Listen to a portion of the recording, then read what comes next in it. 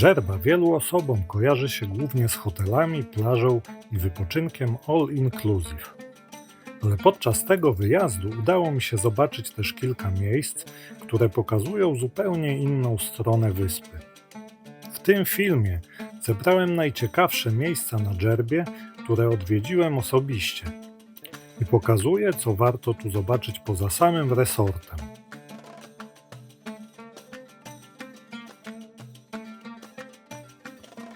Zwiedzanie najlepiej zacząć od Hong Tsuk, największego miasta na wyspie i miejsca, gdzie od razu czuć bardziej lokalny klimat Dżerby.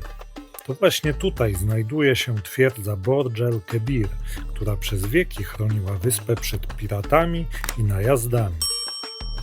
Najlepszy klimat mają jednak okolice Medyny i tradycyjnych suków. Wąskie uliczki, małe sklepiki, zapach przypraw i spokojniejsze tempo życia sprawiają, że spaceruje się tu naprawdę przyjemnie.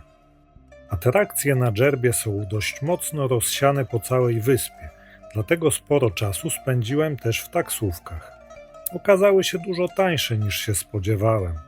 Orientacyjnie około 1 dinara za kilometr, dzięki czemu można wygodnie przemieszczać się pomiędzy różnymi miejscami bez wynajmowania samochodu. Na wyspie kursują też autobusy, ale osobiście z nich nie korzystałem. Taksówki były po prostu szybsze i wygodniejsze podczas zwiedzania. Jednym z najbardziej zaskakujących miejsc na Dżerbie okazało się Dżerbahut. To projekt street artowy, w ramach którego artyści z całego świata zamienili całe miasteczko w ogromną galerię pod gołym niebem. Murale są praktycznie wszędzie, na ścianach domów i wąskich uliczkach. Co ważne, to nie jest tylko turystyczna dekoracja. Normalnie toczy się tu codzienne życie mieszkańców. Jeśli chcecie zobaczyć bardziej lokalną stronę Dżerby, warto wybrać się na zachód wyspy, do Gellali i Ajim. Gellala od pokoleń słynie z ceramiki. Można tu zobaczyć garncarzy przy pracy, a to jedno z tych miejsc, gdzie tradycyjne rzemiosło wciąż jest częścią codziennego życia.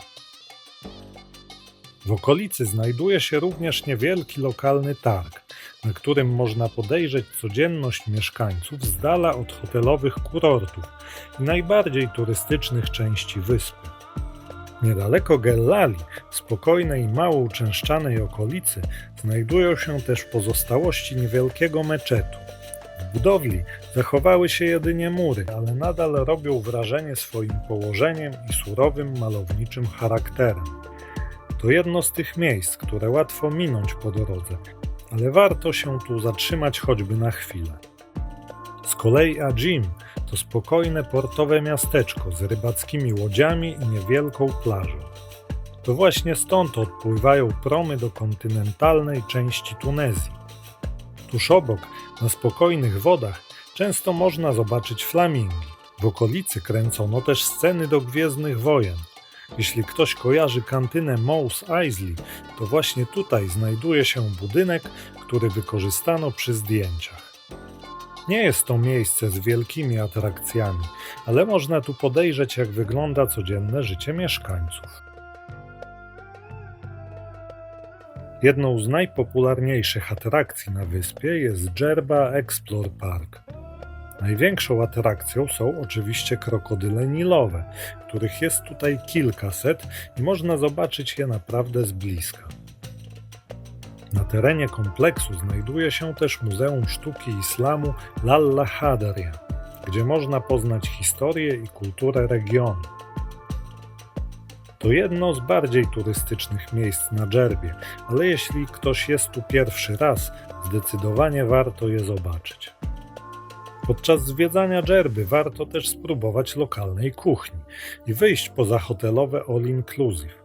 Szczególnie popularne są tutaj świeże ryby i owoce morza, które można znaleźć w lokalnych restauracjach, zwłaszcza w portowych miasteczkach. Czasem można też trafić na bardziej tradycyjne potrawy, przygotowywane na żywo, jak lokalne pieczywo czy podpłomyki wypiekane na ogniu. To były najciekawsze miejsca, które udało mi się zobaczyć podczas pobytu na Dżerbie. Jeśli planujecie wakacje w Tunezji i zastanawiacie się, czy warto wyjść poza hotel, moim zdaniem zdecydowanie tak. Dajcie znać, które miejsce zrobiło na Was największe wrażenie.